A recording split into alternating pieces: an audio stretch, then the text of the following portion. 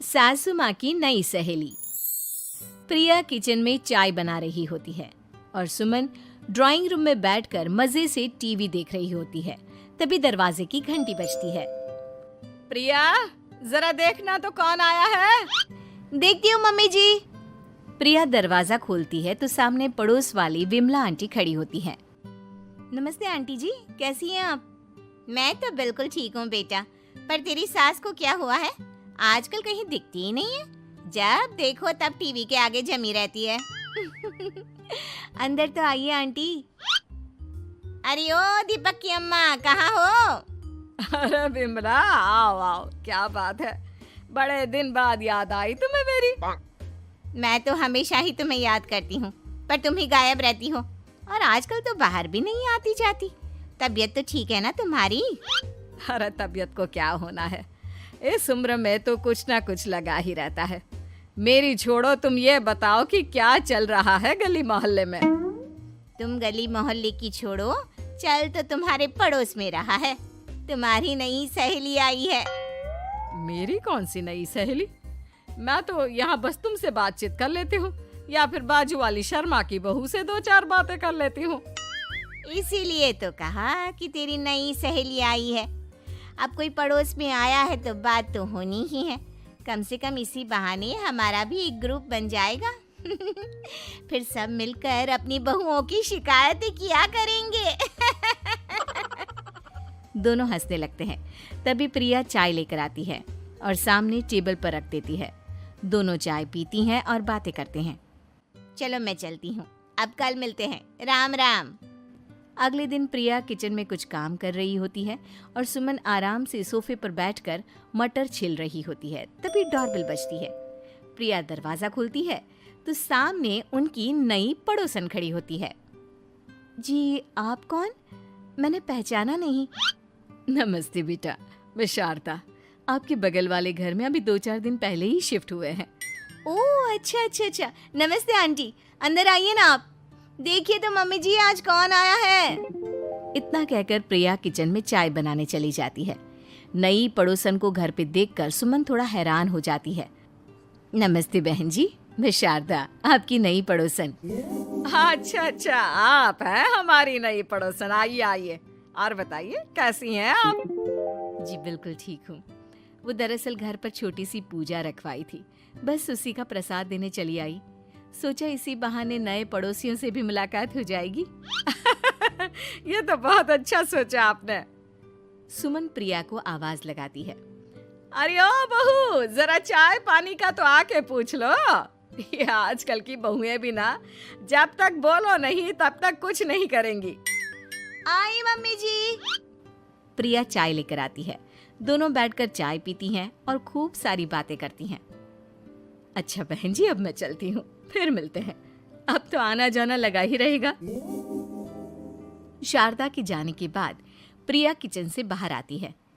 क्या बात है मम्मी जी, आप दोनों को देखकर तो लगा ही नहीं कि पहली बार मिल रही हो। आप दोनों तो बिल्कुल बिछड़ी हुई सहेलियों की तरह बातें कर रही थी। अरे जब दो औरतें मिल जाती है ना, तो बातें अपने आप ही निकल आती है। अब तू अपने काम पर ध्यान दे, बातों पे नहीं। ऐसे ही कुछ दिन बीत जाते हैं। अब सुमन और शारदा अच्छी सहेलियां बन गई होती हैं। दोनों एक साथ मंदिर जाती, मार्केट जाती और कभी कभी तो विमला भी इनके साथ मिलकर खूब हंसी ठिठोली करती।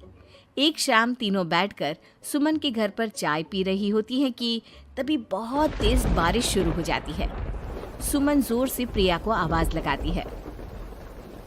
प्रिया, ओ प्रिया, देख कितनी तेज बारिश हो रही है।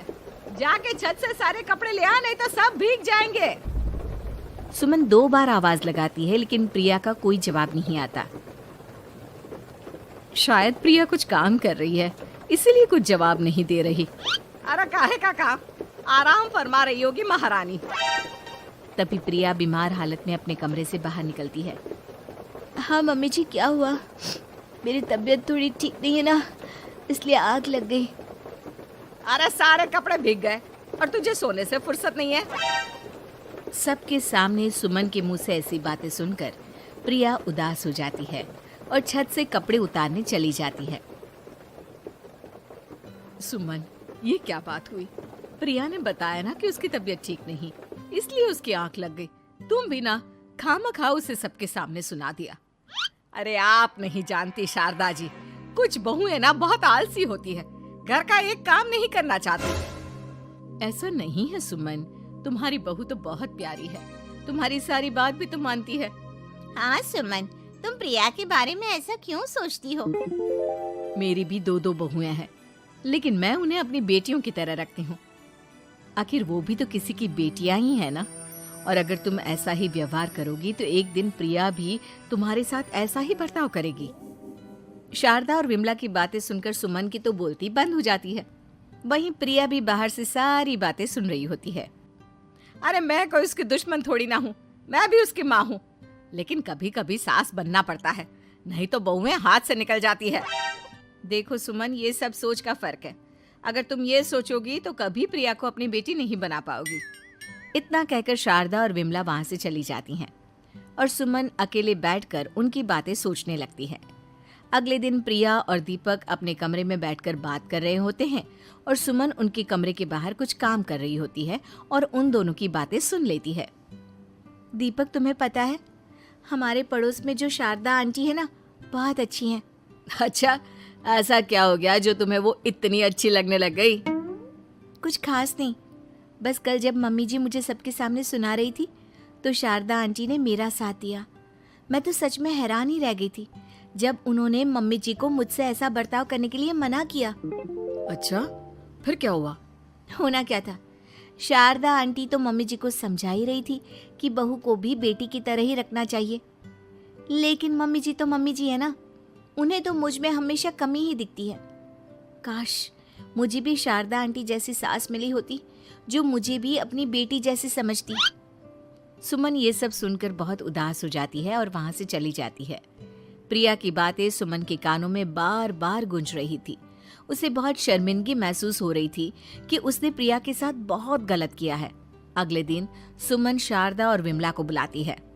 क्या बात है सुमन, आज तूने ऐसे अचानक क्यों बुलाया? सब ठीक तो है ना? हाँ हाँ, सब ठीक है, तुम दोनों बैठो तो सही।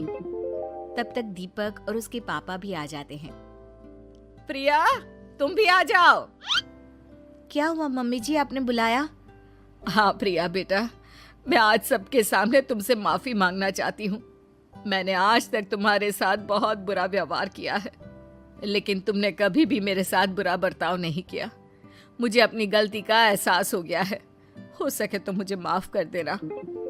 प्रिया अपनी सास की बातें सुनकर हैरान हो जाती है। उसकी आंखों में आंसू आ जाते हैं। प्लीज मम्मी जी, आप मुझसे माफी मत मांगिए, मैं भी आपकी बेटी ही हूँ। वैसे एक थैंक यू तो मेरी नई सहेली को भी बनता है, जिसकी वजह से मुझे मेरी गलती का एहसास हुआ।